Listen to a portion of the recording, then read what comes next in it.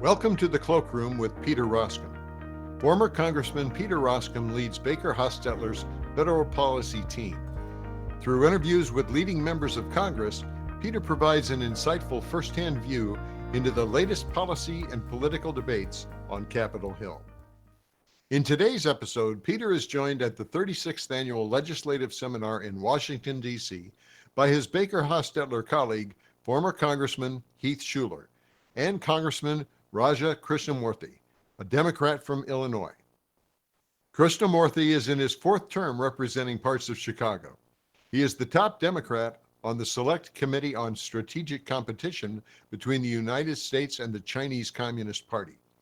Krishnamoorth announced his candidacy for the open Illinois Senate seat to succeed retiring Democratic Senator Richard Durbin.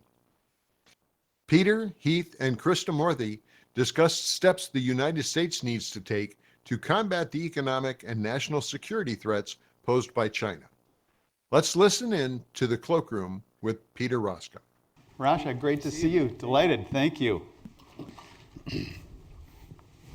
Well, welcome back. Thank you. First-time caller, long-time listener. Here you are again. We're really pleased you're here.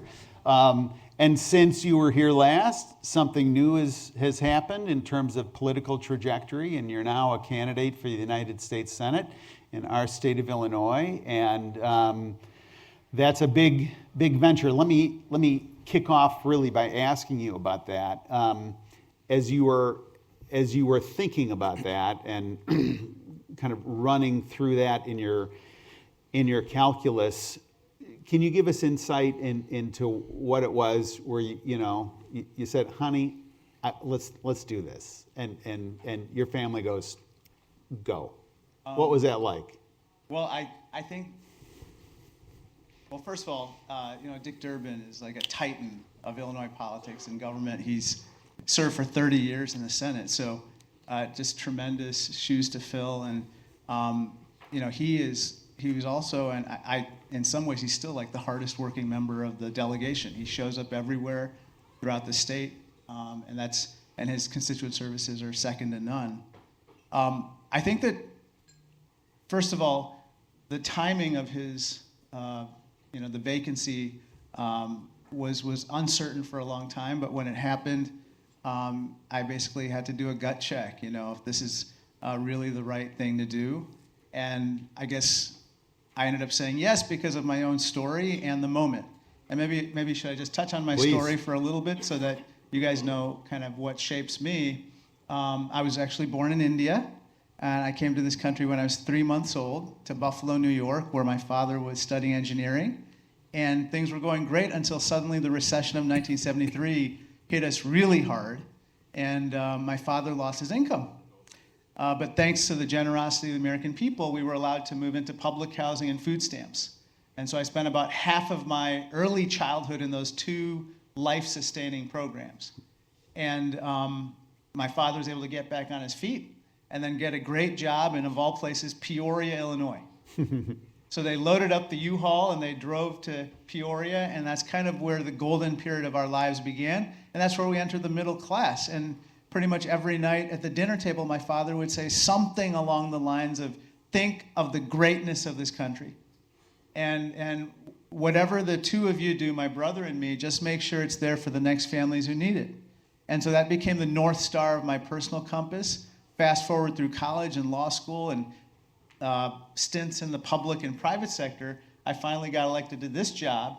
And 5 terms later, that mission statement that my parents gave me has become the mission statement of my office and my why. And so that American dream that I was able to live and my parents enabled is now, I feel, kind of slipping out of grasp.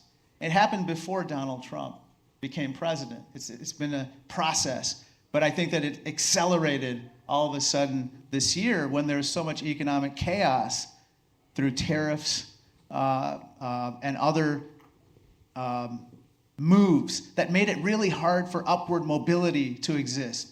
Just look at my own story. That legal immigration system that enabled us to come here is actively being dismantled. The public housing and food stamps that enabled us to survive is literally on the chopping block today. And then the public schools that were the gateway to the American dream, they're under threat. When you're closing the Department of Education or you're making noises about that to immigrants like me and to others who are really striving to climb the ladder, that sounds like you are basically pulling up the ladder so that others can't, realize their economic potential. So given all of those factors and my own deep desire to pursue that mission statement, I thought it was my time to fight for that American dream and to make sure that others have a chance, because I think we're at that inflection point where we have to decide as a country, how much upward mobility are we going to allow? Are we going to allow entrenched forces to remain where they are? And I think Americans in their DNA will not stand that. They want everyone to have a chance. And so that's kind of why I did this. So as you're thinking through not just a political campaign, which of course you're thinking through, but can you reflect back, what happened in 2024 in terms of the Democrats' inability to turn the corner, and we're surprised by Donald Trump winning all the battleground states and so forth. So some of the themes that were out there didn't land as was the plan. And I'm not asking you to critique Kamala Harris or Joe Biden or any of that stuff, but just thematically, how do you get back? Because it's interesting since there's been a shift. The Democratic Party, in suburban Chicago, it's a party of affluence. It is. And that wasn't necessarily true 15 years ago. I think okay. I think you have to meet people where they are economically first, and try to help them to realize their economic aspirations before you talk about anything else. And unfortunately, for a lot of people, government is not viewed as an indispensable partner in their pursuit of the American dream. In fact, in a lot of cases, people feel either alienated, or they feel it's not as effective as it should be, or it's downright an obstacle. And we Democrats have to be the ones who say, look, we got to make government more efficient. We have to make it more effective. We have to do what it takes to deliver on the services that we promise to people. We have to cut the waste and the fraud and the abuse. We have to have our own version of Doge. I hate the current version of Doge. I think it's a disaster. But we should have had our own vehicle for modernizing government on a constant basis. I think the other thing is we should always be the ones agitating for change. We should never be defending the status quo. And so I think we found ourselves in that position in the fall of last year where we were saying, oh, things are just great. Things are good. They're good and you don't know it. And when you say that to somebody, that's a surefire way of losing their vote. And so I think it's that old saying, they don't want to hear about your 10-point plans. They want to know how much you care before they care how much you know. And we need to be that party again from an economic standpoint. Do you think there's a constituency for that, or are you a voice in the wilderness? Are you like leading the pack, or are you in conversation where everyone's saying, hey man, like we got to step it up here? I think there are a bunch of people who are saying it. I just don't think they're saying it loud enough. And so I think we have to become the aspirational party. We have to be the party that says, yeah, I want you to get rich. I want you to get rich whether you're working poor, whether you're middle class, whether you're growing a business. Pay your taxes, help the community, play by the rules, and help everyone to climb the ladder behind you. That's the party that we should be, and I think that's in our DNA, that's who we are, but we have to allow it to express itself. I used to think of my old constituency, I had my old district, it had some really wealthy areas, Hinsdale, Barrington, et cetera, and it had some really modest areas, Glendale Heights, right, et cetera. And what was interesting in the more modest areas was there was an underlying there was an underlying dynamic that went like this. Those voters said, look, I want to live in a 3-bedroom ranch. I want my kids to go to Illinois State University. I want to have a decent vacation to like Lake Geneva for 2 weeks. And I want to have a good health care and a decent pension. And I don't care how much the people in Barrington are making. I don't care how much the people in Hinsdale are making. How nice for you. But to your point, this is what I need. And what I've noticed, Raja, is that over the past few years, there's been a fraying of that how nice for you, the underlying thing. Because what you said a couple of minutes ago was really interesting. Most Democrats don't say, we don't care how wealthy you become. There's a subtext of judgment. And so I'm encouraging you in this. And I'm saying, I think you're onto something. Well, let me just be very clear. Like, if you use your wealth in a way to pull up the economic ladder for others, or to entrench yourself, or to prevent upward mobility, or somehow you're not, you're not doing your part to make sure that America continues to allow for upward mobility, that's a problem. That's a big problem. And I see that happening right now, by the way. However, if you decide to build a company, you help your employees, you help the community, you do everything by the rules, why wouldn't you want that? We need to grow our economy.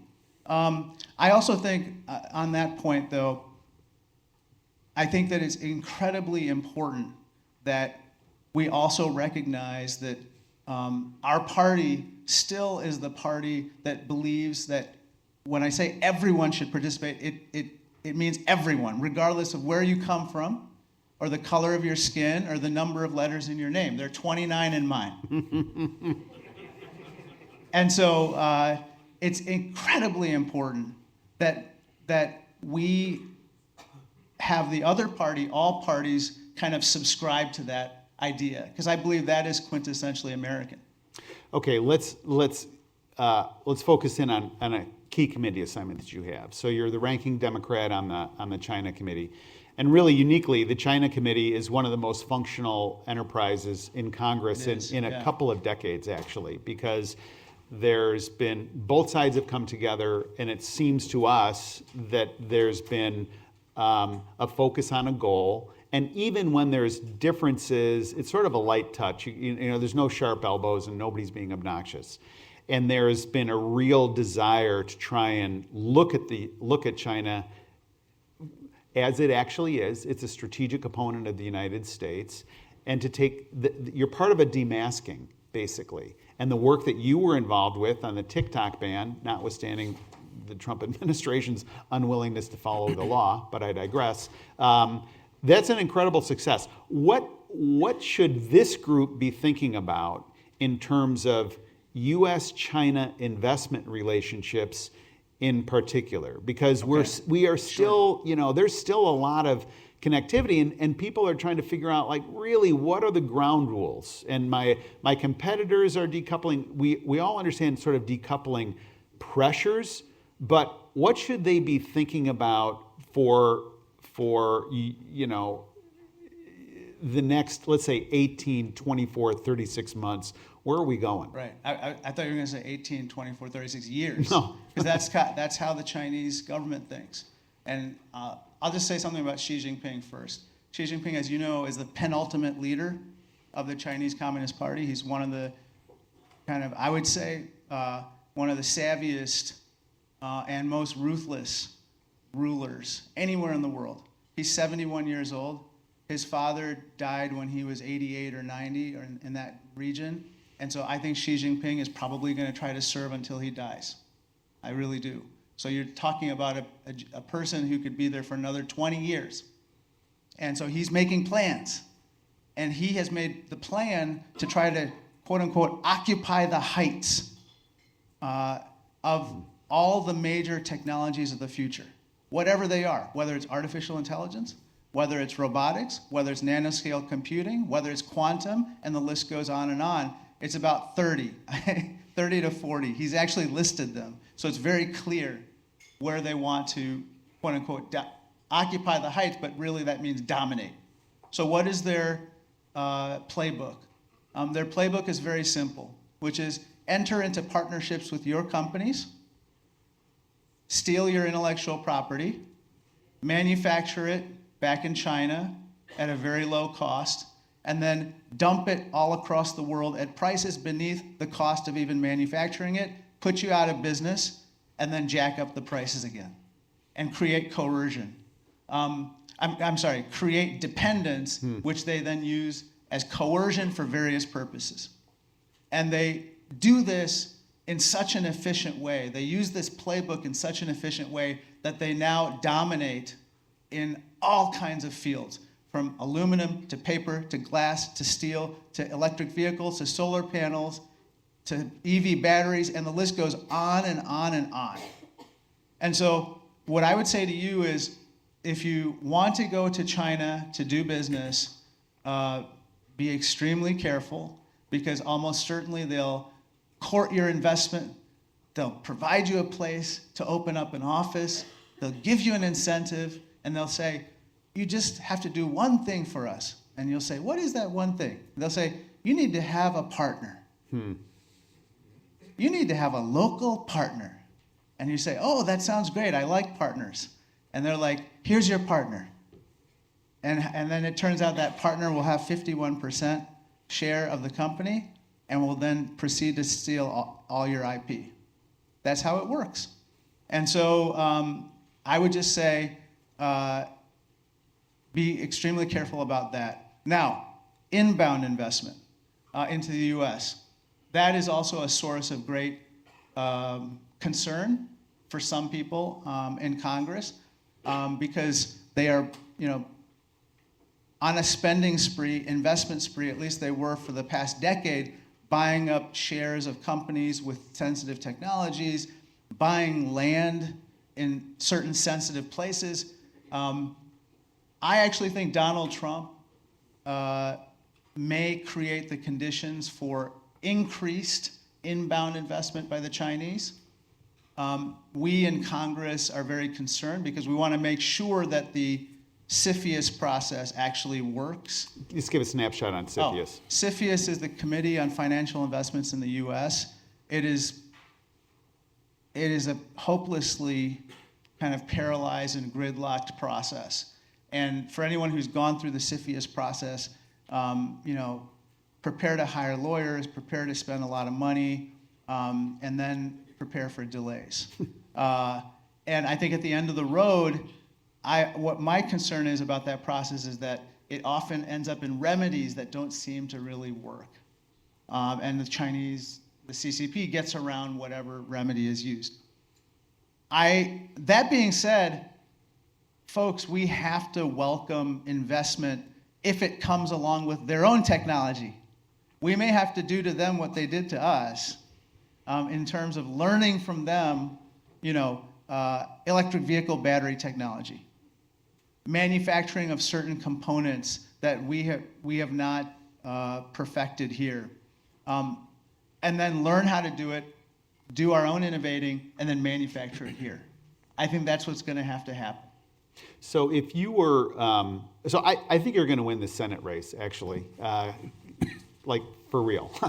And then, so you'll take the oath. I don't know how to respond to that. No, you say thank you. Thank you. You'll take the oath. You're probably going to get on the Senate Foreign Relations Committee. I'm just saying. You're like the perfect archetype for that. So you're on the Senate Foreign Relations Committee. You represent a big ag state, big manufacturing state, big kind of everything state.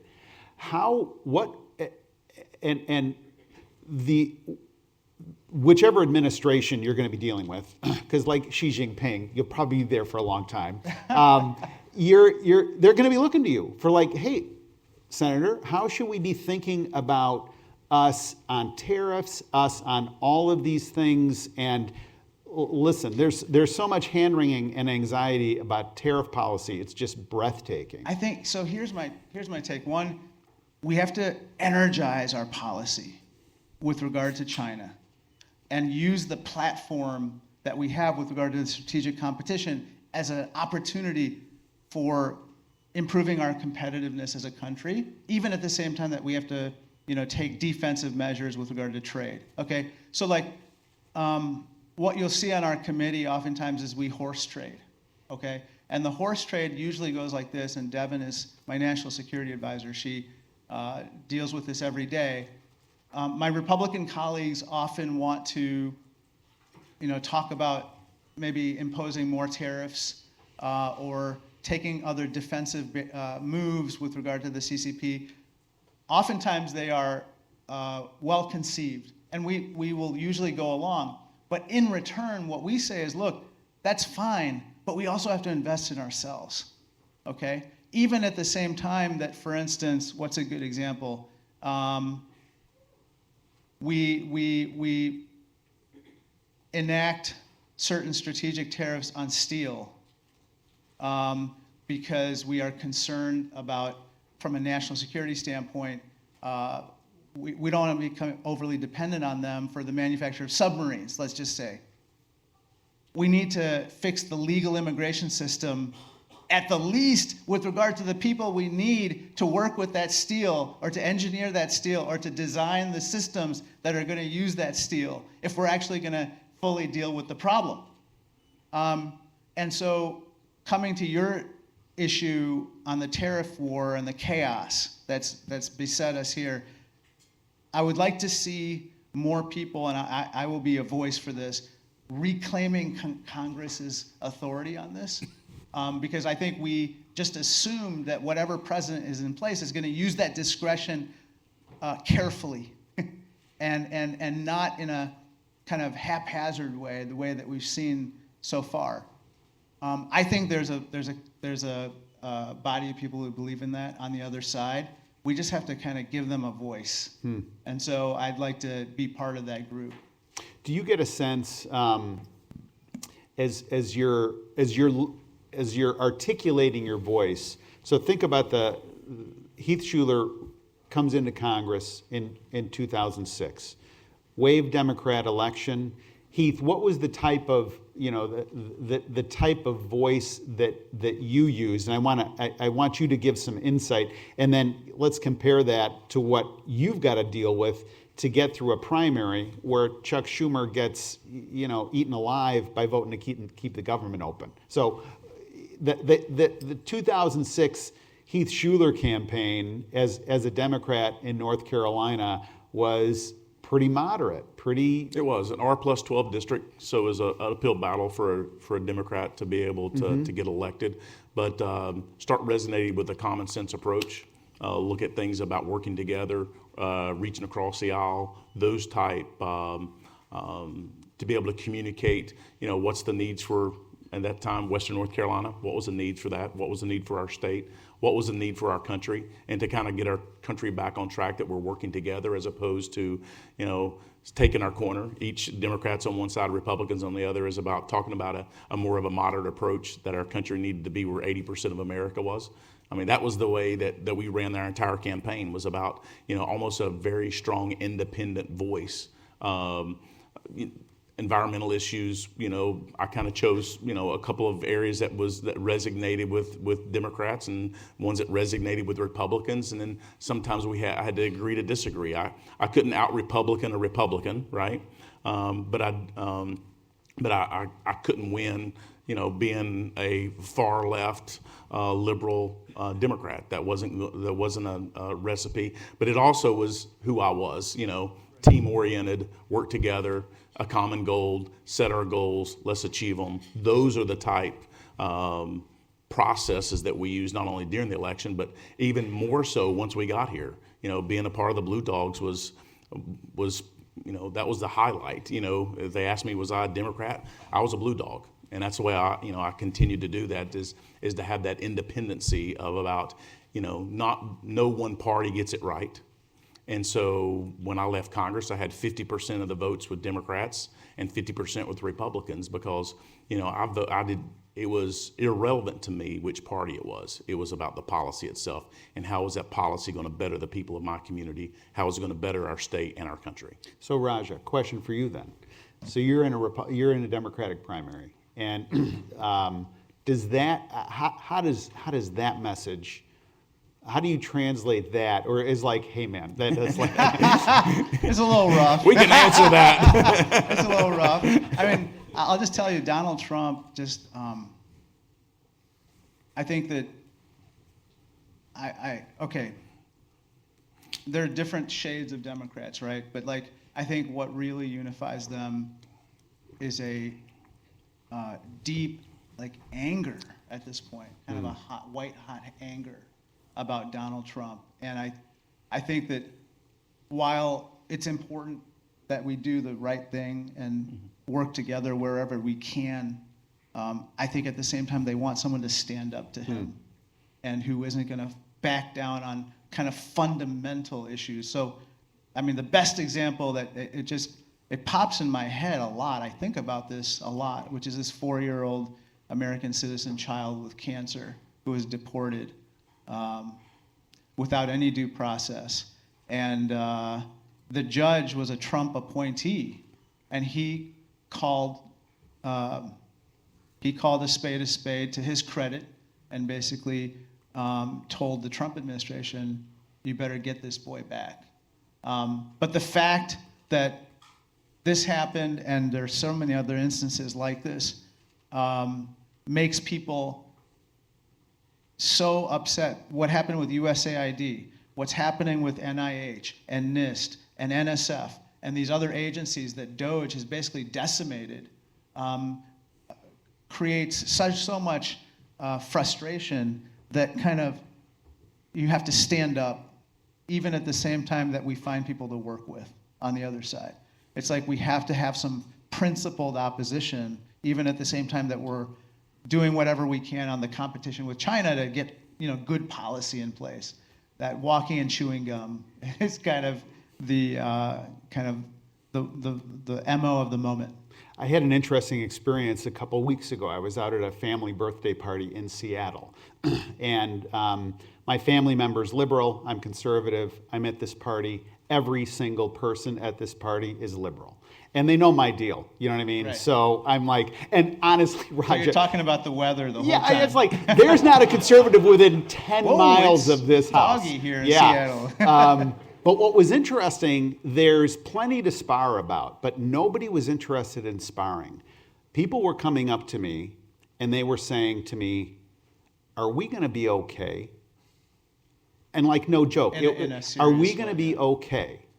And I said, you've been on a flight across the country and it gets real turbulent and it's real bouncy and you put your seatbelt on a little tighter. I said, that's kind of where we're at.